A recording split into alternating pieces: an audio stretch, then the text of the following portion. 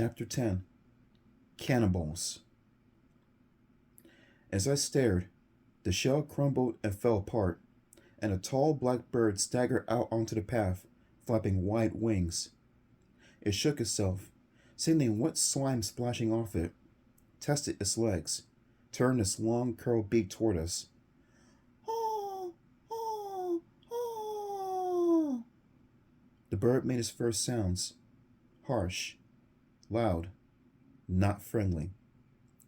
Larger than a turkey, it took awkward, thudding steps. Its head tilted to one side. The creature kept one silvery eye locked on us. Crack! Another shell fell apart. Another huge black bird toppled out, flapping its wide wings. Oh, oh. Cannibal crows! Window cried. The eggs are all hatching now. Shouldn't we run? I stammered. Both birds lowered their heads and fluttered toward us. Window, should we run? Betty and I started to back away, but Window held us in place. Watch, he murmured. The enormous crows raised their wings high, preparing to attack. Just watch, Window whispered. The birds' cries turned to ferocious squawks. No, please, I shouted. I stared, trembling, as the birds turned on each other. Squawking, shrieking, beating their wings, they tore at each other with curled talons and sank their open beaks again and again into one another. They're cannibals, Window said calmly. They won't eat humans. They only eat each other. The fierce fight was over in minutes.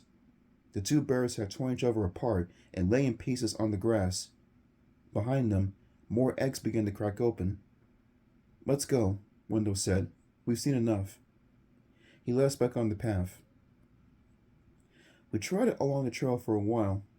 I kept glancing back to see if any of the giant crows were following us. The path curved into a thick patch of trees. Window stopped. He stooped to the ground and examined the dirt near his feet. Yes, he said, letting the dirt slip through his fingers. He slowly stood. The book thief definitely came this way. Good, Betty said. Do you think we're close? Will we be able to find him before dark? How do you plan to catch him? Will we be able to get back to our house tonight? The questions tumbled out. She didn't take a breath. Window raised a finger to his lips. Let's pick up this pace, he said. Yes, I think we may be close. But if we catch up to him, I started.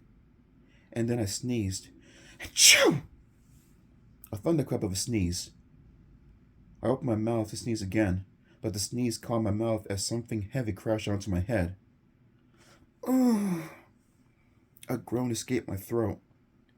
A big creature slammed down over my shoulders, and pain shot through my body as I crumbled face down into the dirt.